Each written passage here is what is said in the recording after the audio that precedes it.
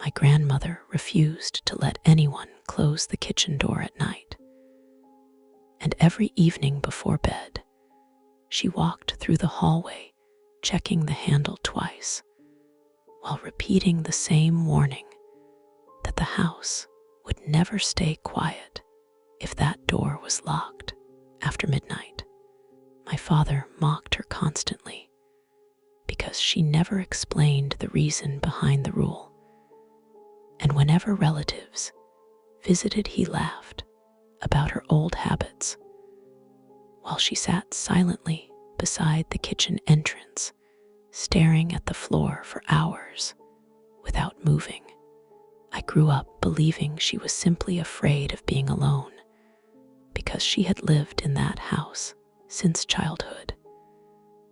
And even during storms or power outages, she stayed awake in a chair facing the kitchen until sunrise, with all the lights turned on around her. My mother once tried closing the door during winter because cold air kept spreading through the hallway. But my grandmother immediately unlocked it and started shaking so badly that she spilled boiling tea across her own hands without reacting to the burns. Nobody understood why she reacted that way.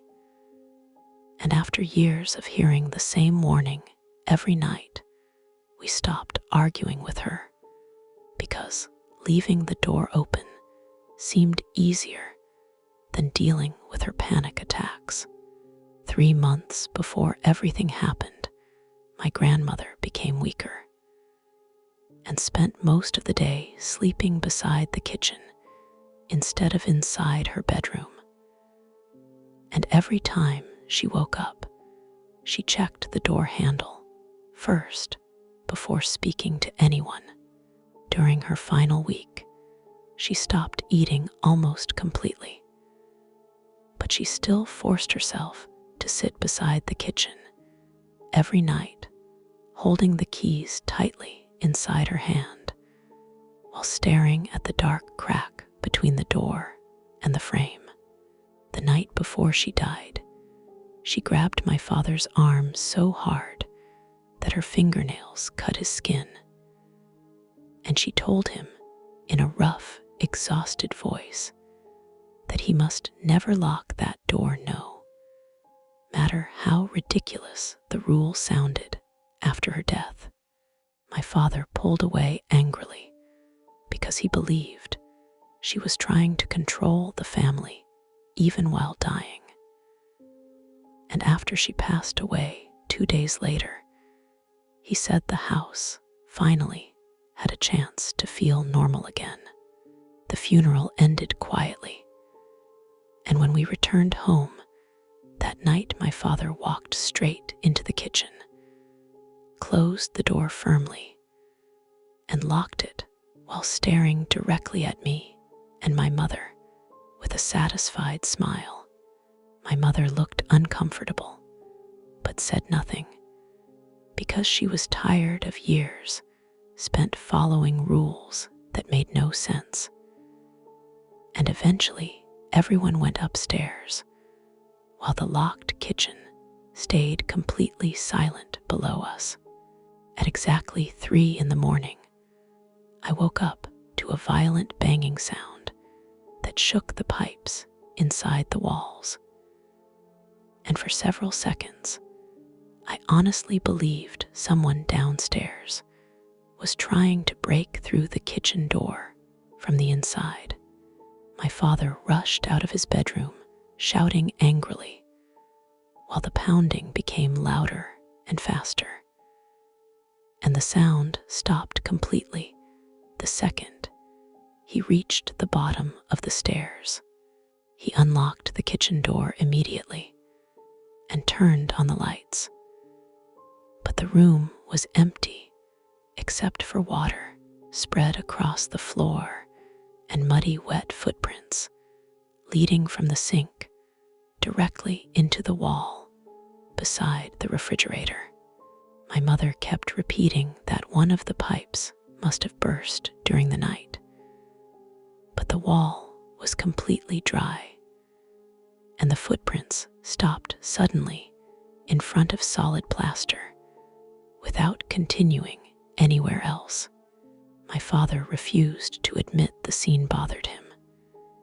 Yet, he spent the next hour scrubbing the floor aggressively, while avoiding eye contact with everyone standing nearby in the hallway.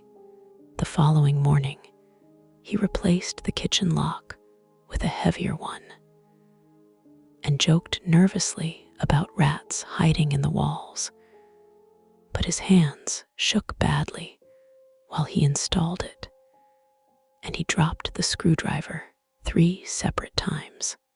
2 nights later, we heard the same pounding again, except this time it lasted nearly 15 minutes and was mixed with a dragging sound that moved slowly across the kitchen floor, as if heavy furniture was being pulled from one side of the room to the other.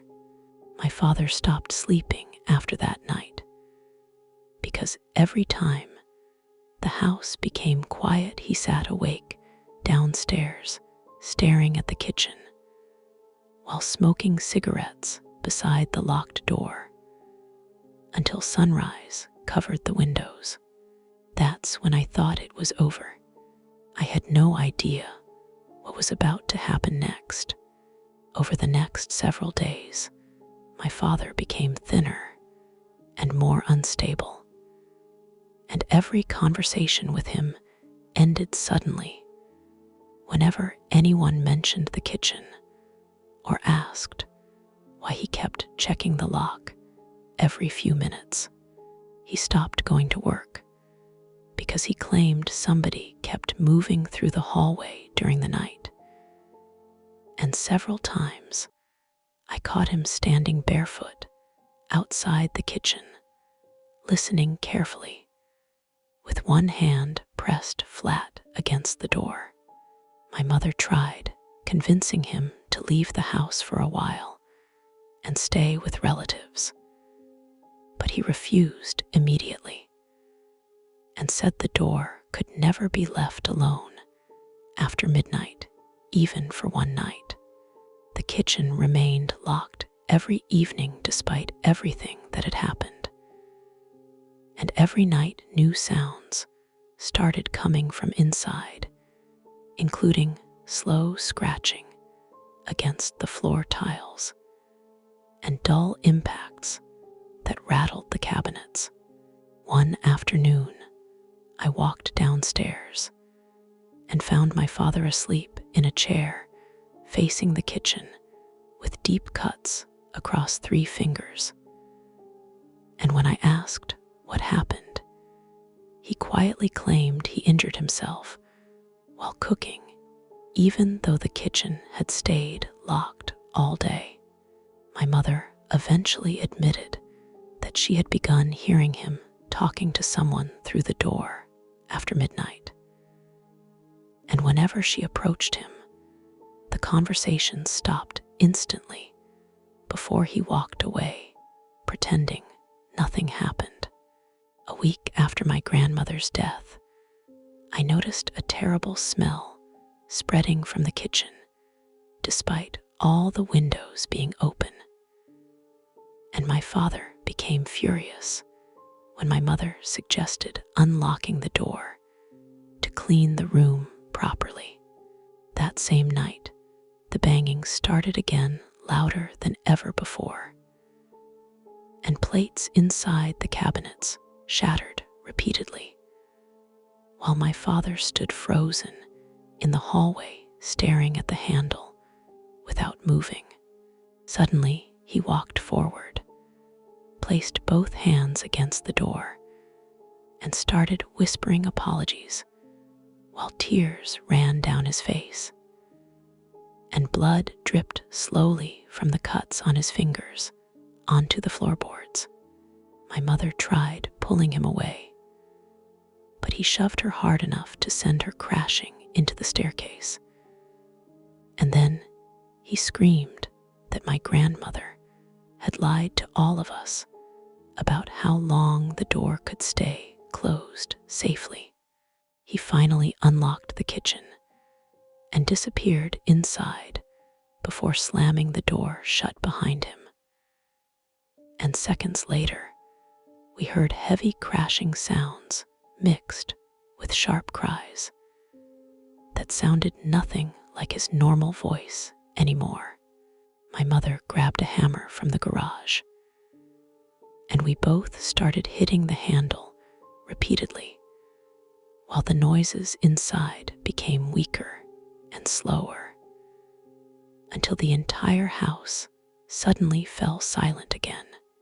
We finally broke the door open just before sunrise, and my father was sitting against the far wall with a wide, empty smile stretched across his face, while every finger on both hands bent sideways at impossible angles. The kitchen floor was covered in smeared blood leading from the sink toward the same wall where the footprints had ended days earlier, and my father's broken fingernails were scattered across the tiles beside him. My mother collapsed screaming when she saw the message written across the wall in blood directly above my father's head, and the words were so uneven that parts of them looked scratched into the paint instead of written normally. The message said that my grandmother had been stopping him from getting hungry again.